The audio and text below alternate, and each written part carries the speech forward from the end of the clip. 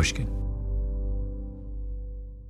We spend hours deciding what to buy, but there's a split-second decision that can make or break a sale. Do you have the trust to hit buy now? Agentic commerce is testing that moment more than ever. And that's where PayPal comes in. With 25 years of checkouts, 400 million consumer accounts globally, and the benefit of purchase and seller protection, all of which make sure wherever a purchase starts, it ends with trust. Built for payments, growth, and agentic. PayPal Open, built for all business. Visit paypalopen.com. Purchase and seller protections on eligible transactions only. Terms apply. See paypal.com/risk-management for details. Liberty was never just a word. It has guided every American endeavor for the past 250 years. And now it takes form in a new way. The 2026 Semi-Quincentennial Coin and Medal Program from the United States Mint celebrates the founding ideals that have long shaped our coinage. Available 1 year only, this historic collection features new coin designs, limited edition releases, and reissues. Shop new official coins at usmint.gov/semiq. That's usmint.gov/SEMIQ. Whatever your goal, trade, show, giveaways, client gifts, or team gear, 4imprint has the promo products to match. With thousands of options, from apparel and drinkware to tech and totes, it's easy to find the right fit for your brand and budget, with standout choices at every price point. And with their 360-degree guarantee, you can be 4imprint certain your order will show up just right on time. Explore more at 4imprint.com. 4imprint, for certain. In March of 1886, Vincent van Gogh moved from Antwerp to Paris to live with his brother Theo in Montmartre. He very soon became befriended with some of the other artists living there who would become very famous within the next decades, like, for example, Paul Signac, Henri de Toulouse-Lautrec, Émile Bernard, and some others, and he learned a lot from them. Stefan Kolderhoff, German art expert. And that led to his willingness to make experiments in becoming an artist. When he painted in rather dark, brownish, greyish tones during his time before in the Netherlands, he now was willing to try out what to do with color, how to form things with color. In Van Gogh's effort to master oil painting, he painted still lifes, mostly flowers. He couldn't afford models. In a space of a few years, he produced dozens and dozens of paintings. The Paris period means that Van Gogh just had decided to become an artist. He no longer wanted to try other professions like he did before, like being a preacher or a teacher or helping people. He now made the decision, I want to be a painter, and he knew that Paris is the place to be. My name is Malcolm Gladwell. You're listening to Revisionist History, my podcast about things overlooked and misunderstood. This episode is a continuation of my investigation into the hoarding habits of art museums. It's about one of those dozens of still lifes Van Gogh painted in his Paris period. A small canvas, 17 inches by 14 inches, vase with carnations. That little painting, it turns out, has a strange and troubled history.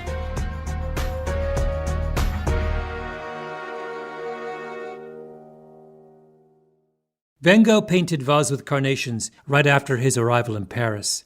At some point after his death, 4 years later, it was acquired by a wealthy German couple. Hedwig Ullmann and her husband Albert Ullmann were one of the most important art collector couples in Frankfurt in Western Germany.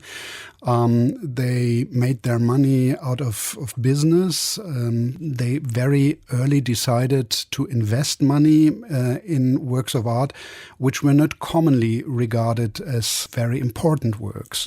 So they were very daring collectors. And that shows that it was not only investment, it was also the love of art which led them to buying works, for example, by Van Gogh, but also by several Impressionist painters. Hedwig Ullman sold Vase with Carnations on consignment to an art dealer who took it back to New York just before the Second World War. That dealer, in turn, sold it to William Getz, one of the most powerful producers in Hollywood.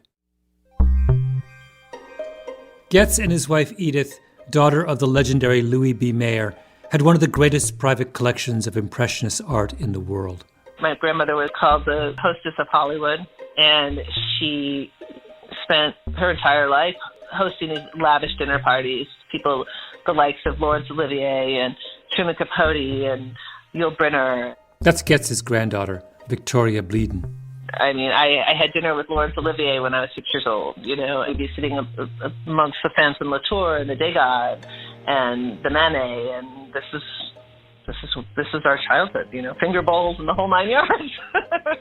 And then they would have movies in the living room. And in the living room, I don't know if you've seen any pictures of it, but I mean, this is where the Monet, the blue Picasso, the other Picasso, which she had, the Harlequin it was called.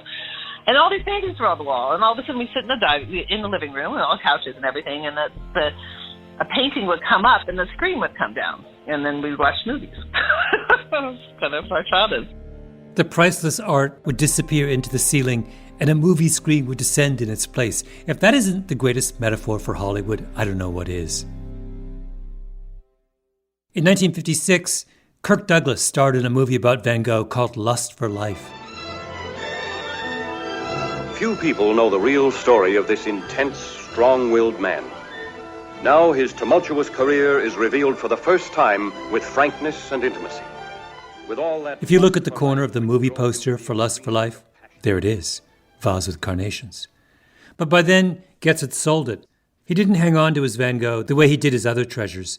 It wasn't for him. The painting passed to the heiress to the Kmart fortune, Catherine Kresge, who, among other things, was once married to a Swedish baron. She convinced him to leave London and come live with her in her native Detroit.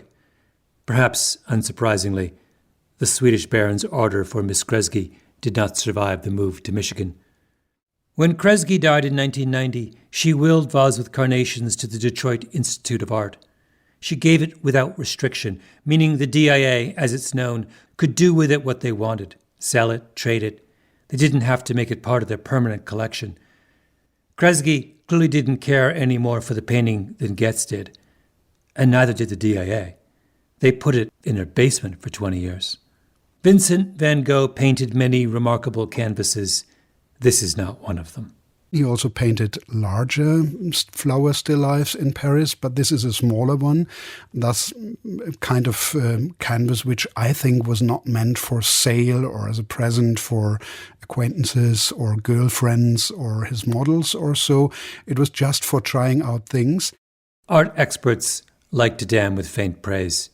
Vase with Carnations gets a lot of faint praise. It's very nice, it's very profound, but it's not a very spectacular composition or color combination. It's just a kind of, let me try out what happens if I do this, and so it's a nice but not really an important work. The current head of the Detroit Institute of Art, Salvador Seller Pons, says the problem is that Vase with Carnations just doesn't look like a Van Gogh. When you say it doesn't look like a Van Gogh, what do you mean? Does it look like the sunflowers? Yeah. I mean, it's not a typical work like you would, like the self-portrait or the works that he did when he was in the south of France. Those are the most famous works that the general public knows Van Gogh did. Then there's the fact that the painting had a stamp on the back, a sign that it was painted on a fancy bit of stretch canvas. Van Gogh, in his Paris years, was broke. What was he doing with a fancy canvas? It took years to resolve that particular discrepancy. And in the meantime, lots of people began to think Vase with Carnations was a fake. Later, we discovered that that canvas with the stamp on the back was not actually part of the work. It was added later. So you had the original canvas, then you have a lining canvas glued to the original canvas, and then you had this third canvas with a stencil or a stamp on the back. So once we removed that, we understood that was not part of the original work. So here we have a Van Gogh that does not look like a Van Gogh. That was never intended to be sold or shown or even given away. That a German couple bought somewhere around the turn of the century and then sold. That turned up in the home of a Hollywood mogul and served as a prop in a Kirk Douglas movie poster, then finally landed in Detroit with a Kmart heiress who threw it in as an afterthought when she made her bequest to the DIA. Whereupon the painting languished in a cellar for a quarter century because of a dubious bit of canvas glued to the back. What's your personal feeling about this painting? Do you like it? Are you drawn to it?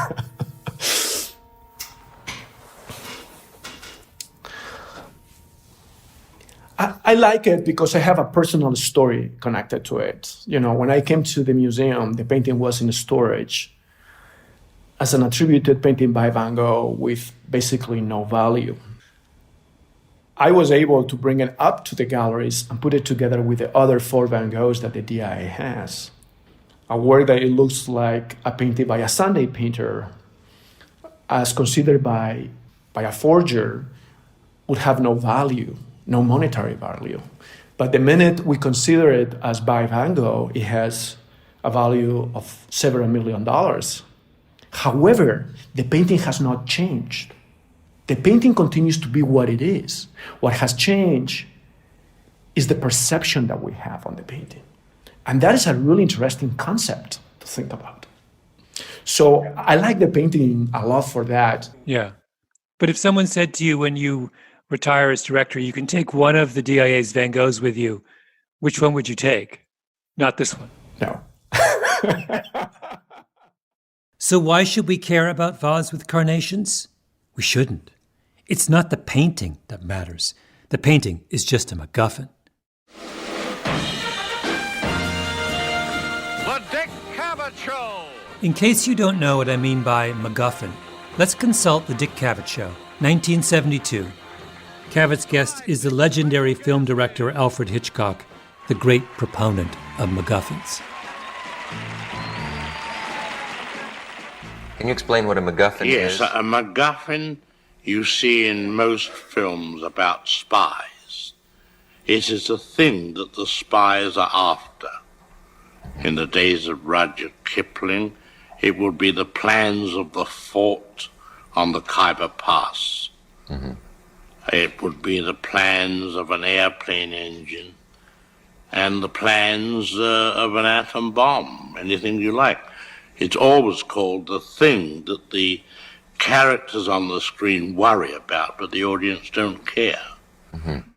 The MacGuffin is an object used to propel the plot, to motivate the characters, but which has no intrinsic value to anyone else.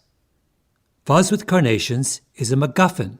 It's described in a scene in an English train going to Scotland, and one man says to the other opposite him, he said, "What's that package above your head there?" And the other man said, "Oh, that's a MacGuffin." He said, "Well, what is a MacGuffin?" He said, "Well, it's an apparatus for trapping lions in the Scottish Highlands." The man said, "But there are no lions in the Scottish Highlands." He said, "Then that's no MacGuffin." Thank you for clearing that up for us. Oh.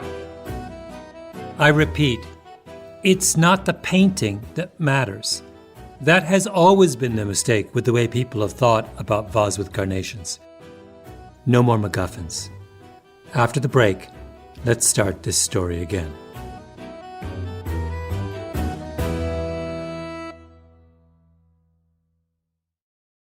We spend hours researching products online and deciding what to buy, but there's a split-second decision that can make or break a sale. Do you have the trust to hit the Buy Now button?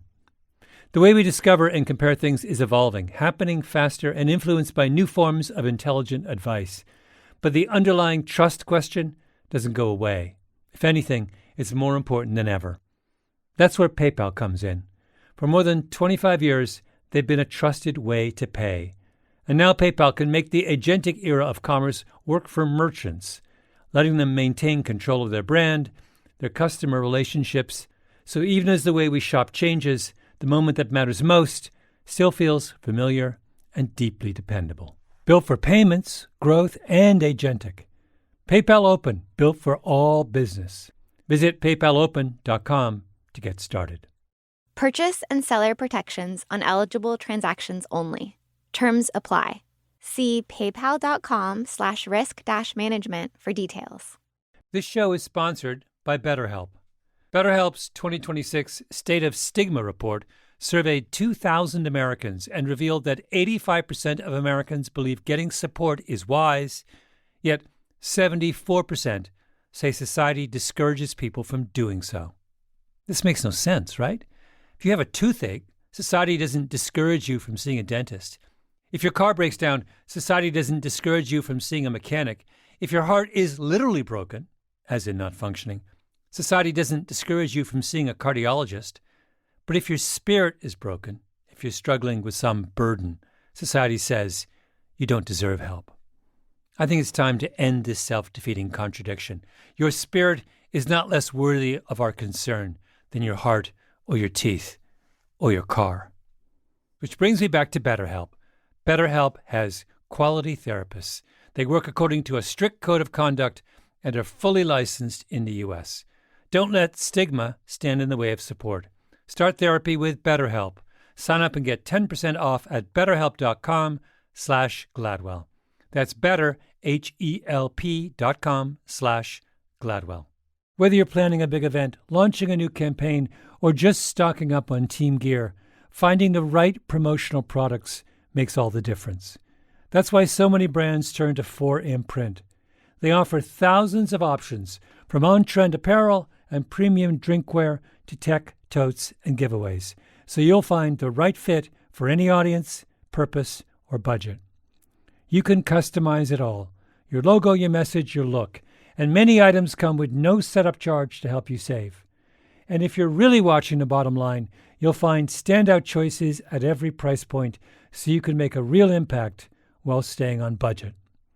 Plus, you'll get expert help, fast turnaround times, and their 360-degree guarantee, so you can be 4imprint certain your order will arrive on time and look exactly right. Whatever your goal, 4imprint makes it easy to find your perfect promo match. Explore the possibilities today at 4imprint.com. 4imprint, for certain. Let's just talk about your family. Your great-grandmother is Hedwig Ullman. Yes, that's correct, yes. She came from a family who had, for a very long time, lived in Frankfurt. Many relatives, a very embedded history in the city. I'm talking with Sophie Ullen. She lives in Melbourne. Her great-grandmother was Hedwig Ullman, the first known owner of Vase with Carnations. Hedwig was born in 1872 into a wealthy family in Germany, married Albert Ullman, lived with him in a grand residence called the Villa Gerlach in Frankfurt, and together built an extraordinary art collection. So she collected, with a great passion, medieval sculpture. That was a huge passion of hers. She collected porcelain, she collected silver, and I believe she had different rooms for each of these passions in her home. Hedwig and Albert had 2 sons and many grandchildren, one of whom was named Claude, Sophie's father. Now, did he remember Hedwig? Oh, he was so attached to Hedwig. He was, I think, the favourite, and she was his favourite. He always spoke of her really fondly, and I think he felt that was probably the person he loved the most. Did he talk about what she was like? Yes, a little bit, yeah. From what he could remember as a young boy, very warm and loving and quite gentle, incredibly interested in the arts. But the life of Claude's grandparents took a sudden turn because the Ullmans were Jewish. Frankfurt was already starting to change by 1933, and I'm not sure exactly what date, but I know that going to the opera became an issue. If you had a Jewish heritage, You couldn't. There was a stage where you couldn't go to the opera, and that was something that Hedwig did constantly. She lived around the corner from the opera house. Her lifestyle started to change, and so did my grandparents. So they left first, and Hedwig didn't come to Milan till maybe within 6 months, the last 6 months that they were there. She's going to Milan in what year? 38 or 39? What year, do you know? I think it was right at the end of 1938. The end of 1938 was, of course, Kristallnacht, the night of broken glass, when, at Hitler's direction, mobs destroyed hundreds of synagogues and yeshivas across Germany. It was impossible to be a German Jew after Kristallnacht and imagine that you were safe. Hedwig sold off as much of her art collection as she could. She fled to Milan to join her sons. Then the intentions of Mussolini towards Jews became clear, and the whole family fled again, this time to Australia. So they got out in the nick of time.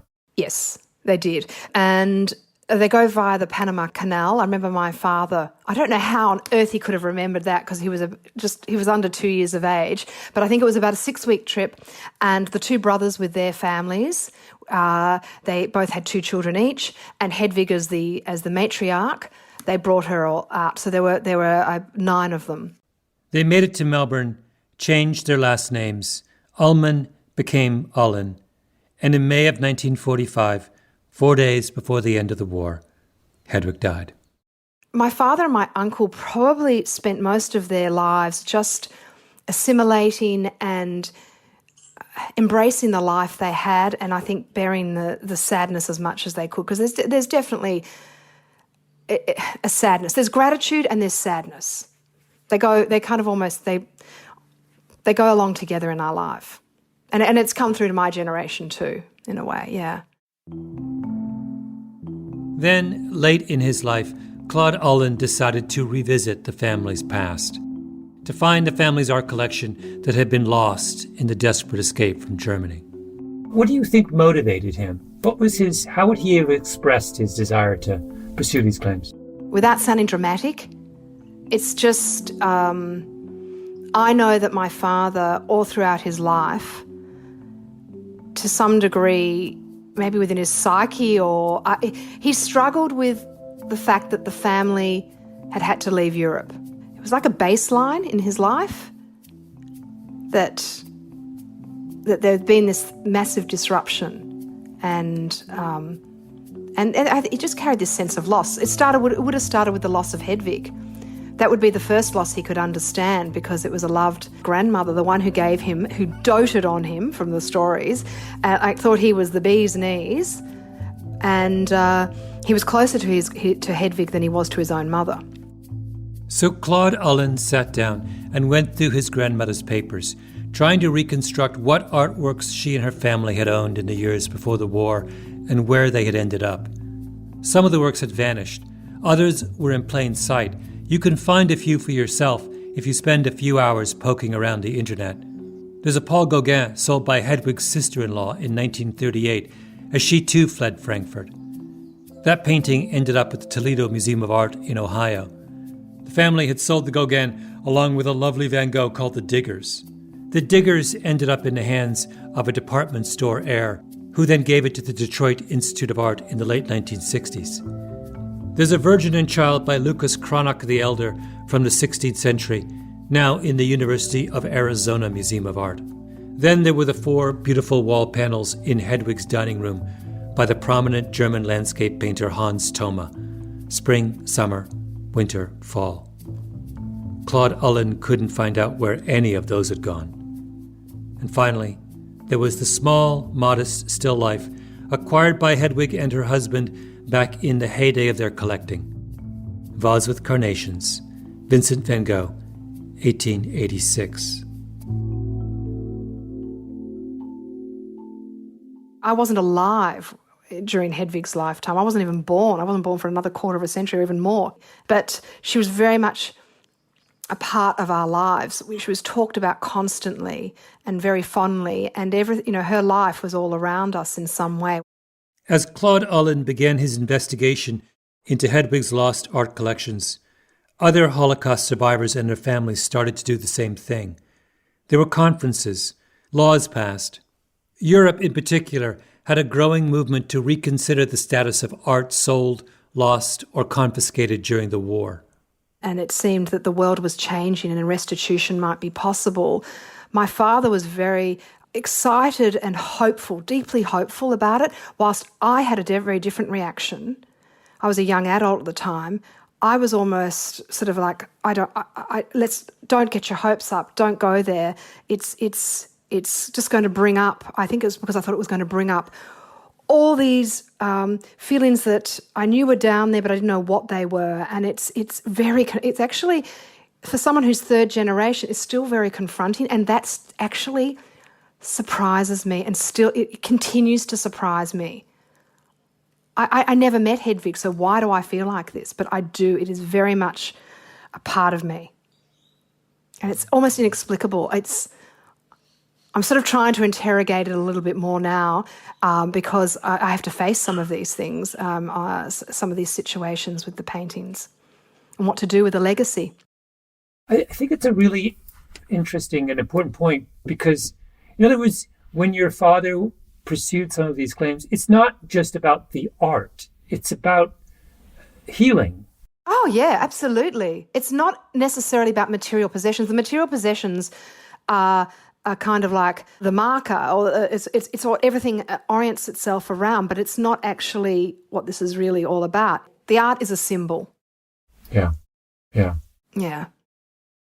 I think it's important to understand what Claude Ullen was up against in his attempt to locate his grandmother's lost art collection. So allow me a digression about a man named Charles Venable. Some years ago, Venable was named director of the Speed Art Museum in Louisville, Kentucky. It was his first director's job, and he decided to begin by taking a close look at the museum's collection. And it started with our works on paper collection, where we were just going to get get some expertise in, and we were to look at every single work on paper. To help him, Venable brought in a former curator from the Cleveland Museum of Art, which has one of the country's best collections of works on paper. By the time we went through everything, she said, you have about 50 exceptional pieces. Out of how many? It wasn't a huge collection, but we probably had a couple thousand pieces. And then she said, and here's another group that are nice. But in the end, it was like, you should just get rid of all of these. Keep the 50 good ones, the A+. The rest, Venable sold at auction. If I'd asked you before that process began in Louisville, what percentage were A+, what would you have said? Works on paper, not my curatorial area, but nevertheless, I would have said, you would have to have half of them, I suppose, be exceptional works of art, or why would you have taken them? Venable next became the director of the Indianapolis Museum of Art, or as it is now known, Newfields. When he arrived, the museum had 55,000 objects. It was adding close to 1,000 new objects a year and was on the verge of building a multi-million-dollar storage facility to house its ever-expanding collection. And Venable's main thought was, what if Indianapolis was like Louisville? And much of the stuff they were storing at such great expense wasn't worth keeping.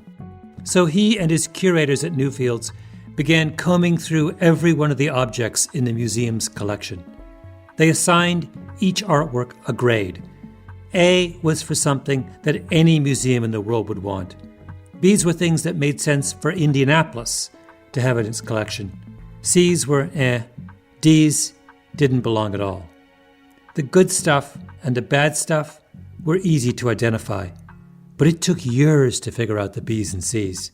The curators did tons of research, debated, and kept going, piece by piece.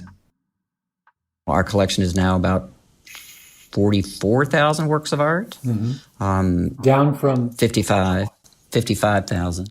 But Venable's still not finished. Right now, our collection, based on 6 years of ranking, is about 33% A's. So right there, those are going nowhere. So there's, thousands of works of art. And then clearly we would want a good number of B's, of works that we couldn't replace, or they're considered totally worthy to be in the gallery for one reason or not. But if you take just the C's and the rest of our D's, there's probably, I'm guessing we'll be at 30,000 works of art. They have thousands more to go, to be auctioned off or given away.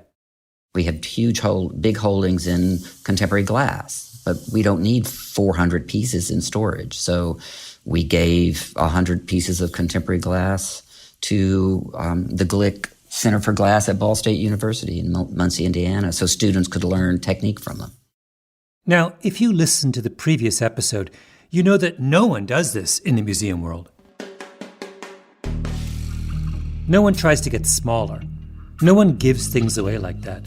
Certainly not on the scale that Venable is doing in Indiana. Because most art museums are like Smaug the Dragon. They're hoarders, deep in their lairs, fiercely guarding their treasures. Here's an actual headline from Art News, one of the major publications of the art world. Quote, "Is Charles Venable democratizing a great art museum in Indianapolis or destroying it?" Are you the Marie Kondo of, is your apartment like minimalist? Do you get rid of old clothes when you no longer wear them? I mean, does this carry over to your private life? Oh, not particularly. I mean, my husband is much more the neatnik who would say, I'm going to go through my closet and get rid of all these things. Whereas I'm saying, I just love that shirt. And it might hang in my closet for, years. It could be 10 years old. Shoes even worse. But that's not running an art museum. Charles Venable is different, not because he's some kind of weird neatnik. He's different because he sees the problem his profession has, and he's figured out a way to do something about it.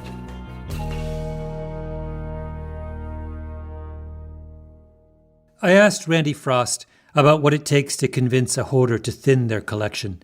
He's the psychologist we met in the last episode who studies hoarding.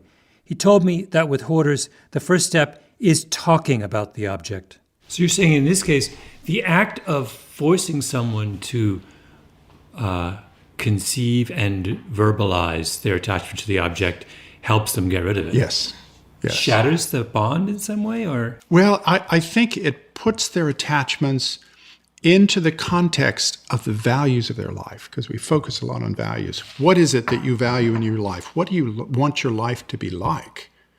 And once you start talking about this and have this set of ideas about the value and where you want to go in your life together, it changes the valence of the object.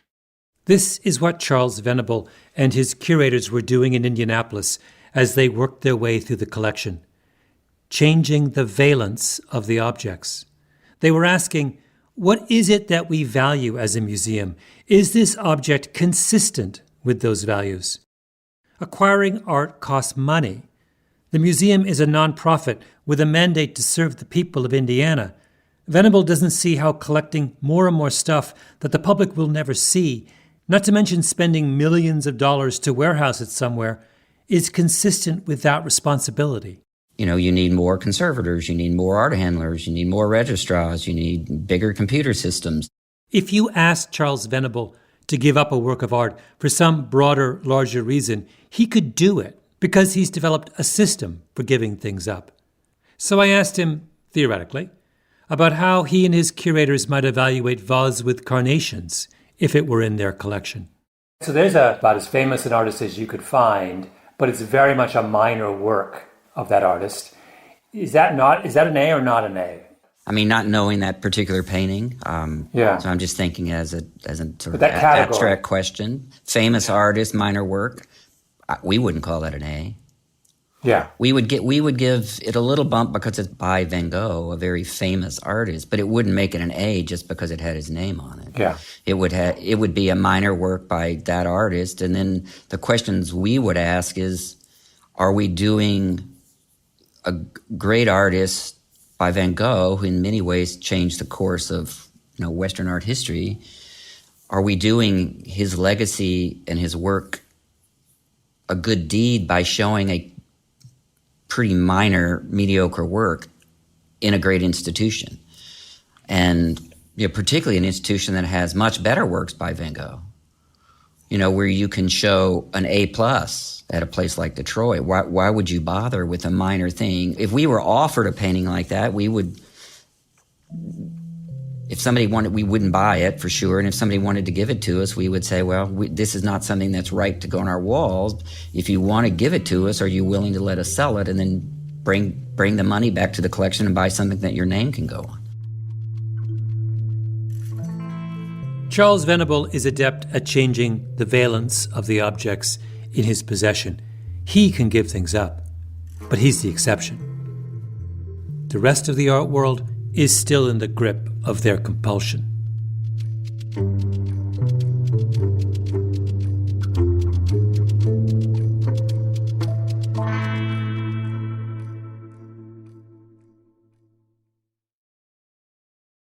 We spend hours researching products online and deciding what to buy, but there's a split-second decision that can make or break a sale. Do you have the trust to hit the Buy Now button? The way we discover and compare things is evolving, happening faster and influenced by new forms of intelligent advice. But the underlying trust question doesn't go away. If anything, it's more important than ever. That's where PayPal comes in. For more than 25 years, they've been a trusted way to pay. And now PayPal can make the agentic era of commerce work for merchants, letting them maintain control of their brand, their customer relationships. So even as the way we shop changes, the moment that matters most still feels familiar and deeply dependable. Built for payments, growth, and agentic. PayPal Open, built for all business. Visit paypalopen.com to get started.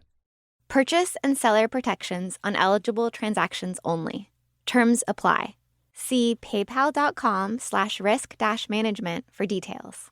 Whether you're planning a big event, launching a new campaign, or just stocking up on team gear, finding the right promotional products makes all the difference.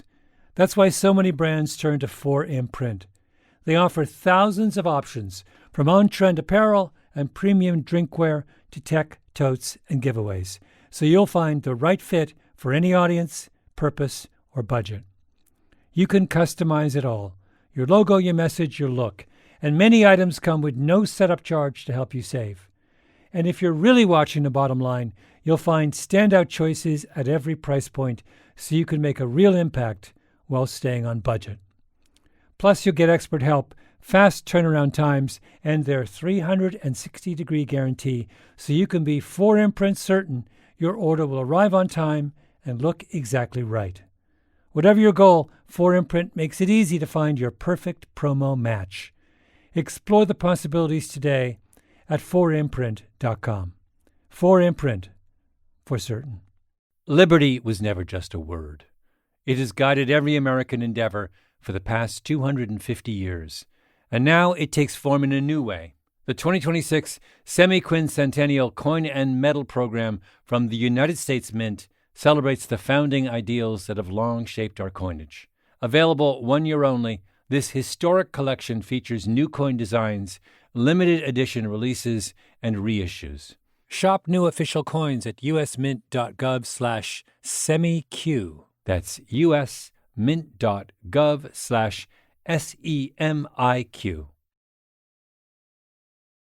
So, back to Claude Ullen, who as a child fled Europe with his family. About 15 years ago, Ullen started asking the museums holding Hedwig's art to do a version of what Charles Venable does at Indianapolis, or what Randy Frost tries to teach hoarders.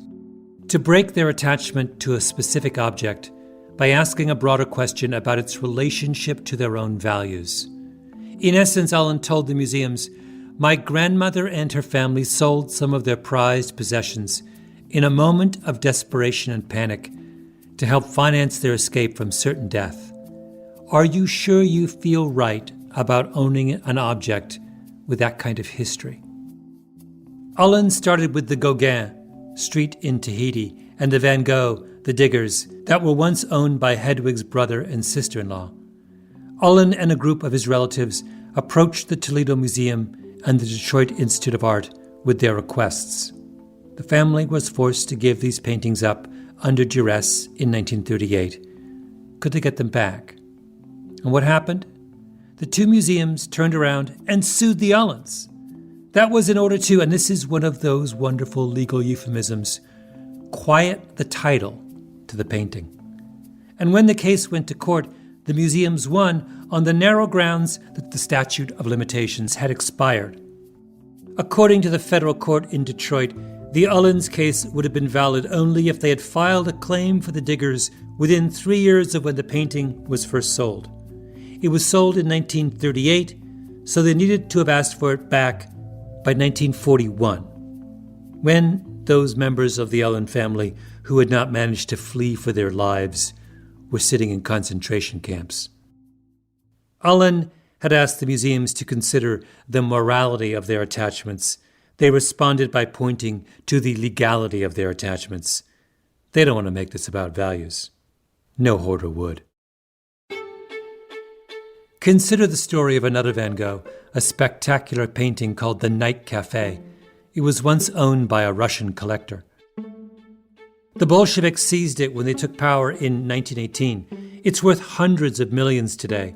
Later, it was sold by the Soviets to the heir to the Singer's sewing machine fortune. The Soviets collected a huge profit. The heir later willed it to the Yale University Art Museum. Then, the original owner's descendant came to Yale and said, "That painting was stolen from my great-grandfather." Did Yale give it back? Of course not. They sued the great-grandson and won. There's a Picasso in the Metropolitan Museum in New York called The Actor, worth well over $100 million.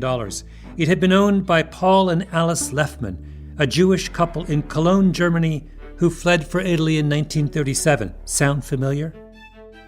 They sold the painting to pay for their escape. Their great-grandniece sued the Met to get it back, saying that it was given up under duress. The court ruled in favor of the Met. The judge in the case said that the Lefmans weren't technically under duress, because duress, for the purposes of the law, requires, quote, fear induced by a specific and concrete threat of harm purposefully presented by its author to extort the victim's consent. In other words, in order for the Lefmans to get their Picasso back, an official in the Nazi Party would have had to come to them in 1937, put a gun directly to their head, and say, "Sell me your Picasso." And because the fascists chose to be a touch more subtle in their methods of extortion, that painting still hangs today on the walls of the Met. And vase with carnations? There's a legal loophole in that case as well. Hedwig gave it to an art dealer in 1938, but that was to sell on consignment, and the art dealer took it to New York and didn't get around to selling it until after the war was over. Hedwig may have given it up under duress of the Nazi threat, but it wasn't sold under the duress of the Nazi threat. Claude Ullan had no legal claim to vase with carnations, just a moral claim.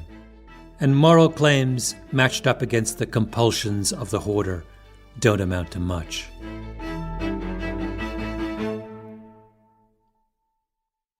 In the end, it was not a museum that returned any piece of Hedwig's original art collection. It was a packaged goods company, one that sells flour, biscuits, and beer, the Oetker Group, based 3 hours north of Frankfurt, the Kraft Foods of Germany. The company's former CEO, Rudolf August Oetker, had an extensive art collection. The company did a provenance check of his paintings, and they discovered that in 1954, Rudolf had bought one of the 4 Hans Thoma wall paintings that had once hung in Hedwig's living room, a large canvas of children dancing around a blooming tree. One day out of the blue, your father hears that one of his beloved grandmother's paintings is coming back. Yeah. It sort of really hit him to the core. The heirs did not know the whereabouts of the painting. I'm reading now from the short statement released by the Oetker Group after they contacted the Ullans. The company advised them that the painting was in its possession and that it wished to return it to them on moral grounds. The heirs have gratefully accepted. Do you remember? Can you describe what happened when he first... Dad would have cried. Yeah. Yeah. He was quite emotional, and he was quite emotional about this aspect. And we had several conversations over it, and he would cry nearly every single time. Yeah. Is it a beautiful painting? Yes. Yeah, it is. It's a beautiful painting, but it also starts to complete the circle within our family, the stories we would tell, because Hedwig had a room where there were the Hans Thoma works. It was a dining room, and they were painted around the room. And Hans Thoma, I think, was one of the artists she loved the most. So to have a work returned was like almost a completing of the circle, and it was deeply meaningful, especially to my father. Claude Ullen died shortly after his grandmother's painting was returned. As for Vase with Carnations, it's still in Detroit. The Ullens are not pursuing their claims to that painting. They know they'd never win. And where is the painting currently? Is it now on display, or is it still in storage? Where is it now in the museum? It's on display. It's been on display. And it was recently featured in an exhibition in the Barberini Gallery in Potsdam, next to Berlin, about Van Gogh still lifes. The Detroit Institute of Art is in Midtown Detroit, across Woodward Avenue from the main branch of the public library, a beautiful building with an extraordinary collection. If you get a chance, go and see Vase with Carnations. And if you like it, stop by the gift shop and pick up a pair of Vase with Carnations socks for $19.95, one size fits all, and Vase with Carnations aloe soap for $16.95 in a little round tin with Van Gogh's Carnations on the cover. But don't spend too much time thinking about the painting. The painting is a MacGuffin. Think about where it came from and what it stands for. And then do me a favor. When you leave, put a note in the suggestion box. I have seen Vase with Carnations. It doesn't belong here.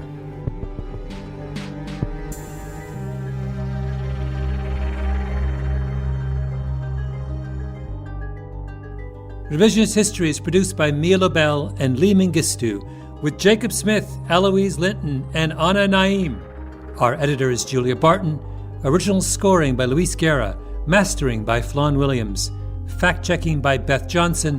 And special thanks to the Pushkin crew: Heather Fain, Carly Migliori, Maya Koenig, Maggie Taylor, Jason Gambrell, and of course El Jefe, Jacob Weisberg.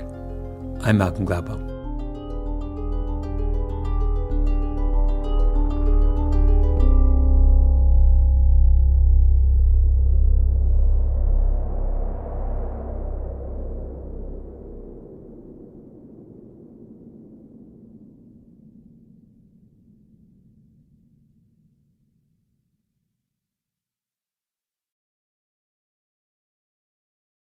We spend hours deciding what to buy, but there's a split-second decision that can make or break a sale.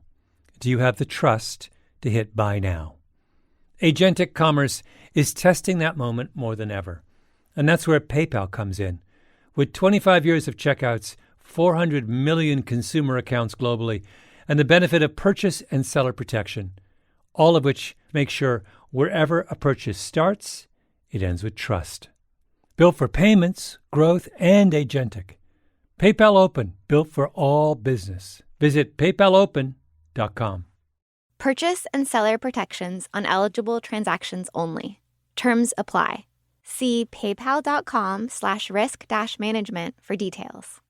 If your finance team spends more time finding data than using it, if there's one entity here and one there and one here and one there, if scaling your business feels like starting over, you need the Intuit ERP. Intuit Enterprise Suite is the AI-native ERP solution that's powerful, painless, and proven. Learn more at intuit.com/ERP. A BetterHelp ad. Have you ever had so many tabs open that your computer starts slowing down? 10 for work, 5 for family, 1 for that thing you've been meaning to figure out. 20 more are running quietly in the background. Life can feel like that too. According to BetterHelp's 2026 State of Stigma report, 85% of Americans say getting support is a smart thing to do. Yet 74% say society still discourages people from asking for help. And more than 3 in 4 Americans reported symptoms of anxiety or depression in the past 2 weeks. Therapy can help you sort through what's taking up space and attention. With BetterHelp, you can connect with a licensed therapist online on your schedule. You'll be matched based on your needs, and you can switch therapists anytime. In fact, 69% of BetterHelp users showed meaningful improvement in anxiety and depression. Maybe it's time to close a few tabs. Visit BetterHelp.com. That's better, HELP.com.